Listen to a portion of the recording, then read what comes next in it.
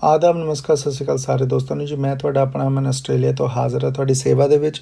दोस्तों अज तो मैं एक निक्की जी कोशिश करन जा रहा जी कि जपजी साहब की जो व्याख्या है इस दे छोटे छोटे वीडियो क्लिप बना के तुहाडे नाल इन्हां दी सांझ पावां जी।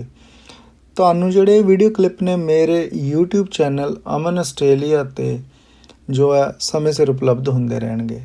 चलो जी शुरू करते हैं जपजी साहब की व्याख्या तो इसनूं एक अलग नज़रिए दे नाल समझण की कोशिश करते हैं जी। दोस्तों जपजी साहिब श्री गुरु नानक देव जी महाराज की पवित्र रसना तो उचारी गई बाणी है तो श्री गुरु ग्रंथ साहब महाराज की तरतीब दे विच पहले नंबर ते लिखी जाण वाली बाणी है। इस बाणी दे विच ना तो किते महला शब्द का प्रयोग होया जी ते ना ही रहाओ शब्द का प्रयोग होया। इस बाणी दे विच 2 श्लोक ते 38 पौड़ियां ने जी। ये बाणी की शुरुआत तो पहला सब तो उपर मंगलाचरण आंदा है जिसनूं असी मूल मंत्र कहने आ। तो दोस्तों मैं तुहाडे नाल पहला मूल मंत्र की सांझ पा लैना जी। एक ओंकार सतनाम करता पुरख निरभउ निर्वैर अकाल मूरत अजूनी सैभं गुर प्रसाद। दोस्तों हुण आपां समझदे हां कि मूल मंत्र का की अर्थ हुंदा। पहला जिहड़ा शब्द आ मूल इस दा मतलब हुंदा रूट।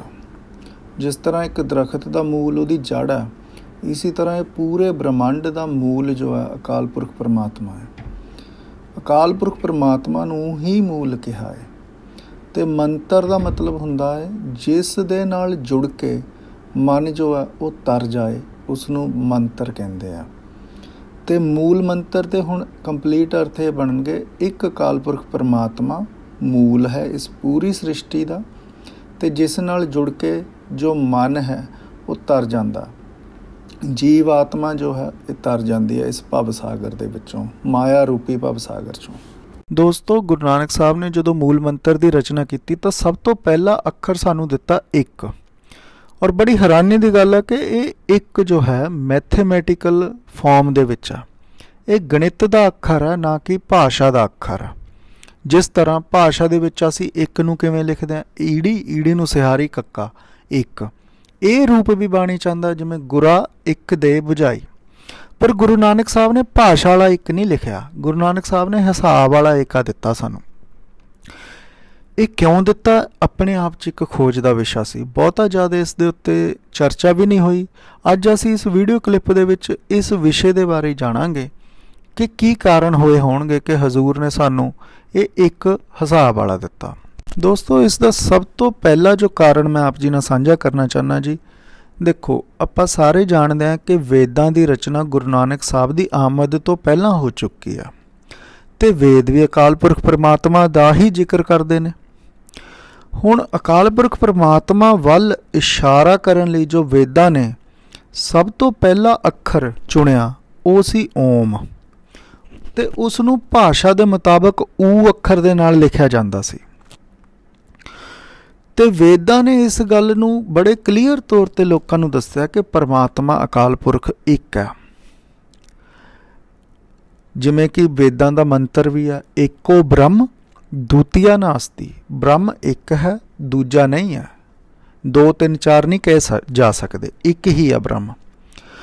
हुण होया कि जिमें जिमें समा गुजरदा गया लंघदा गया तो ब्रह्म ज्ञान दे अलोप होण नाल लोकां ने जो मन मत दे विच फसे हुए लोग सी उन्होंने अपनी समझ दे मुताबक एक ब्रह्म नूं जो कि ओम दे नाल परिभाषित किया जाता सी उस दे 3 अर्थ करते ब्रह्मा विष्णु महेश बनाते। हुण इस नाल सब तो बड़ी प्रॉब्लम ये हुई कि जिहड़े अकाल पुरख परमात्मा दे राह ते चलने वाले लोग सी अकाल पुरख परमात्मा की प्राप्ति करना चाहते सी ਉਹ ਲੋਕਾਂ ਨੂੰ ਸਭ ਤੋਂ बड़ी कन्फ्यूजन ये हुई कि ਕੀ ਅਸੀਂ ਹੁਣ ब्रह्मा ਨੂੰ ਮੰਨੀਏ विष्णु ਨੂੰ ਮੰਨੀਏ कि शिव जी ਨੂੰ ਮੰਨੀਏ। क्योंकि एक अकाल पुरख परमात्मा ਦੇ ਤਾਂ 3 कर ਦਿੱਤੇ ਸੀ मनमतियां ने जोगियां ने पंडितां ने। तो फिर गुरु नानक सच्चे पातशाह ने इस कमी नूं दूर करन लई इस गल दी समझ देण लई लोकां दा विजन क्लीयर करन दे लई ਏਕਾ लिखिया। कि ओम जो ब्रह्म की गल करदा वो तीन नहीं, तीन ब्रह्मां की गल नहीं करदा, तीन देवतियां की गल नहीं करदा, बल्कि एक दी ही गल करदा। एक नाल अकाल पुरख परमात्मा नूं रिप्रजेंट किया। फिर हुण दूसरा गल ये भी सी कि एका मैथ वाला इसलिए लाया क्योंकि गुरु नानक साहब के सामने ही पहले ही अर्थ गलत कर चुके सी भाषा वाले ऊदे। वो जे हुण भाषा वाला एक लिख दे, ईड़ी ईड़ी नूं सिहारी कक्का वो एक लिख दे, तो जिद्दां कल्ले एक अखर दे ऊ दे तीन बनाए ले, तो फिर ईड़ी ईड़ी नूं सिहारी कक्के दे इस दे तो बहुत अलग अलग अर्थ किए जा सकते सी। इस गल तो वरजण लई, इस गल तो बचाउण लई गुरु नानक साहब ने सानू मैथ वाला एका दिता। क्योंकि जिवें ही कोई मैथ का एके नूं पढ़ेगा, जो हिसाब दे विच एका लिखिया इनू पढ़ेगा, तो वो ये अर्थ एक ही कर सकेगा, इस तो वध अर्थ नहीं कर सकता। पर जे अखर भाषा वाले का एक लिखते हैं तो वो अपनी समझ के मुताबिक अलग अलग बंदे अलग अलग अर्थ कर सकते हैं। जिमें कि ओम दे नाल कीता लोकां ने।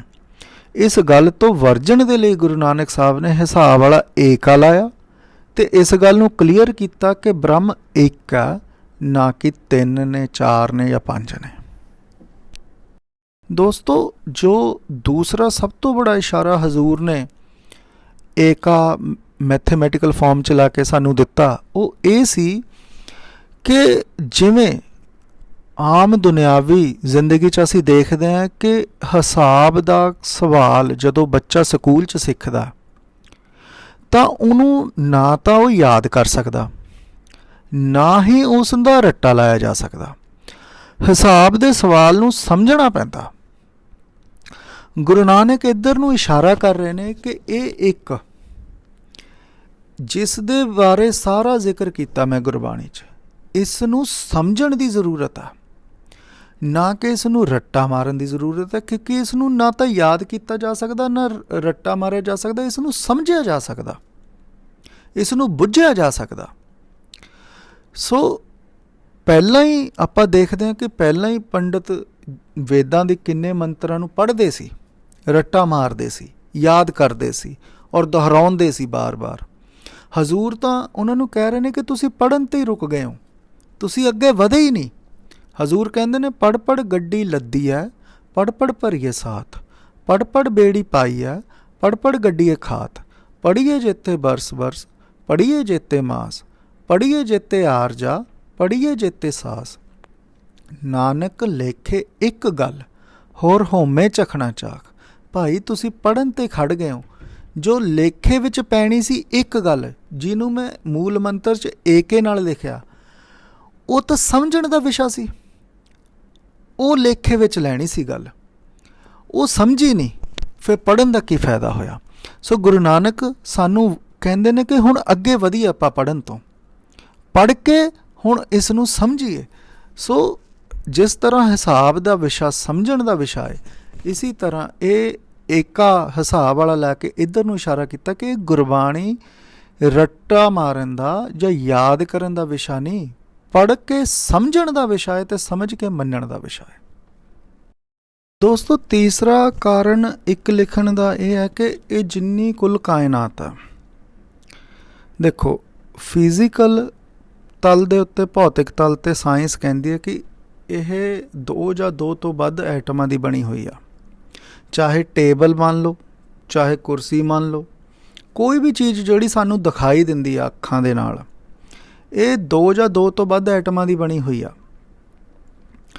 तो गुरु नानक जो कायनात है, जो कुदरत है, उसनू कादर तो अलग करके दसदे ने। क्योंकि जो कुदरत है वो तो दो या दो तो वध एटमां दी बनी हुई है। तो गुरु नानक दी नज़र इन्नी तिखी है, हजूर कहंदे ने कि नहीं, एक है अकाल पुरख परमात्मा, किसी दे जोड़ नाल नहीं बनया होया। बाकी जिन्नी कायनात च चीज़ां ने जो सानू दिखाई दिंदियां ने, जो साडा शरीर भी आ, ये भी पंज तत्तां दा बनया होया। कोई भी कायनात च चीज़ ऐसी नहीं है ਜਿਹੜੀ ਦੋ ਜਾਂ ਦੋ ਤੋਂ ਵੱਧ ਚੀਜ਼ਾਂ ਦੇ ਨਾਲ ਜਾਂ ਐਟਮਸ ਦੇ ਨਾਲ ਨਹੀਂ ਬਣੀ ਹੋਈ। ਇਸ ਗੱਲ ਨੂੰ ਤਾਂ ਸਾਇੰਸ ਨੇ ਵੀ ਸਿੱਧ ਕਰ ਦਿੱਤਾ ਹੈ।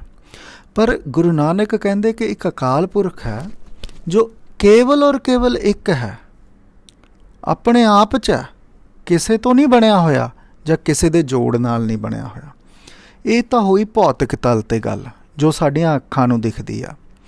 ਹੁਣ ਦੂਸਰੀ ਗੱਲ ਗੁਰੂ ਨਾਨਕ ਹੋਰ ਕਲੀਅਰ ਕਰਦੇ ਨੇ ਜੋ ਹੈ ਮਾਨਸਿਕ ਤਲ ਦੇ ਉੱਤੇ।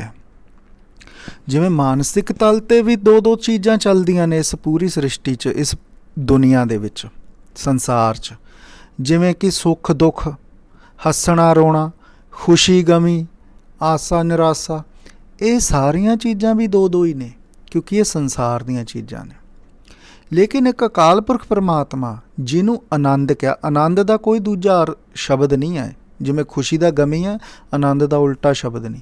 ਇਸ ਲਈ ਗੁਰਬਾਣੀ ਦੇ ਵਿੱਚ ਆਨੰਦ ਸਾਹਿਬ ਦੇ ਪਾਠ 'ਚ ਅਸੀਂ ਪੜ੍ਹਦੇ ਹਾਂ, ਆਨੰਦ ਆਨੰਦ ਸਭ ਕੋ ਕਹੇ, ਆਨੰਦ ਗੁਰ ਤੇ ਜਾਣਿਆ। ਅਕਾਲ ਪੁਰਖ ਨੂੰ ਆਨੰਦ ਕਹਿੰਦੇ ਆ ਅਤੇ ਇਹਦਾ ਕੋਈ ਓਪੋਜ਼ਿਟ ਸ਼ਬਦ ਹੀ ਹੈ ਨਹੀਂ ਆ।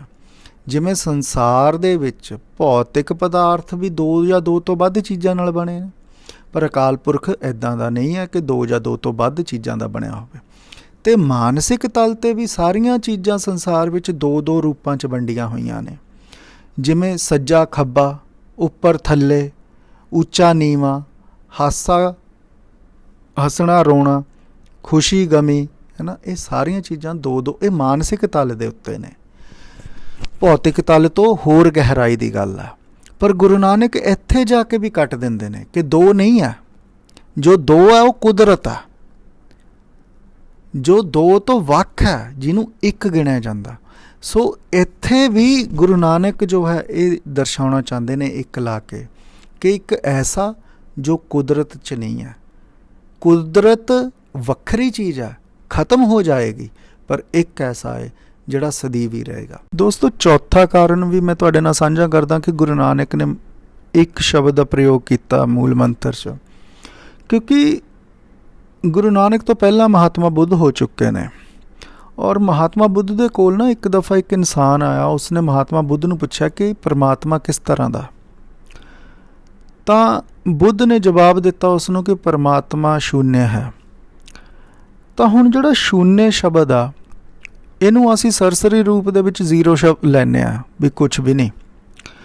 ਤਾਂ ਜੋ ਕਨਫਿਊਜ਼ਨ ਸੀ ਉਹ ਪੈਦਾ ਹੋਈ। ਹੁਣ ਗੁਰੂ ਨਾਨਕ ਦਾ ਜੋ ਕਨਸੈਪਟ ਸੀ, ਗੁਰੂ ਨਾਨਕ ਜਦੋਂ ਆਏ ਤਾਂ ਉਹਨਾਂ ਨੇ ਤਾਂ ਦੱਸਣਾ ਸੀ ਵੀ ਕੁਛ ਤਾਂ ਹੈ ਜਿਹਨੂੰ ਅਕਾਲ ਪੁਰਖ ਪਰਮਾਤਮਾ ਕਹਿੰਦੇ ਆ। ਹੁਣ ਜਿਹੜੀ ਜਿਸ ਦੀ ਐਗਜ਼ਿਸਟੈਂਸ ਆ ਉਹਨੂੰ ਅਸੀਂ ਕੁਛ ਨਹੀਂ ਤਾਂ ਕਹਿ ਨਹੀਂ ਸਕਦੇ।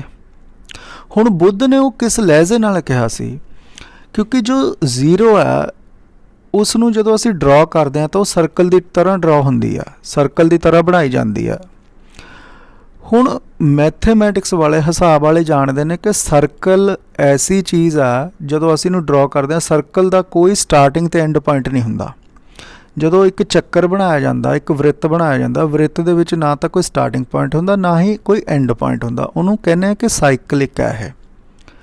ਤਾਂ ਜੋ ਬੁੱਧ ਜਦੋਂ ਗੱਲ ਕਰਦੇ ਨੇ ਸ਼ੂਨਯ ਦੀ, ਤਾਂ ਉਹ ਵੀ ਮੈਥੇਮੈਟੀਕਲ ਤਰੀਕੇ ਨਾਲ ਹੀ ਉਹਨੂੰ ਦੱਸਣਾ ਚਾਹ ਰਹੇ ਨੇ ਕਿ ਪਰਮਾਤਮਾ ਐਸਾ ਹੈ ਜਿਸ ਦਾ ਨਾ ਸਟਾਰਟਿੰਗ ਪੁਆਇੰਟ ਹੈ ਨਾ ਐਂਡ ਪੁਆਇੰਟ ਹੈ, ਇਟਰਨਲ ਹੈ। ਪਰ ਮਨਮਤ ਦੇ ਕਰਕੇ ਲੋਕਾਂ ਨੇ ਉਸ ਦੇ ਅਰਥ ਕਰ ਲਏ ਕੁਛ ਨਹੀਂ। ਹੁਣ ਇਹ ਜਿਹੜੀ ਰੈਕਟੀਫਿਕੇਸ਼ਨ ਕਰਨੀ ਪੈਣੀ ਸੀ, ਜੋ ਮੈਨੀਪੂਲੇਸ਼ਨ ਹੋ ਗਈ ਸੀ, ਕਿਉਂਕਿ ਬਹੁਤ ਲੋਕ ਨਾਸਤਿਕ ਬਣ ਚੁੱਕੇ ਸੀ ਇਸੀ ਸਟੇਟਮੈਂਟ ਦੇ ਬਿਹਾਫ 'ਤੇ।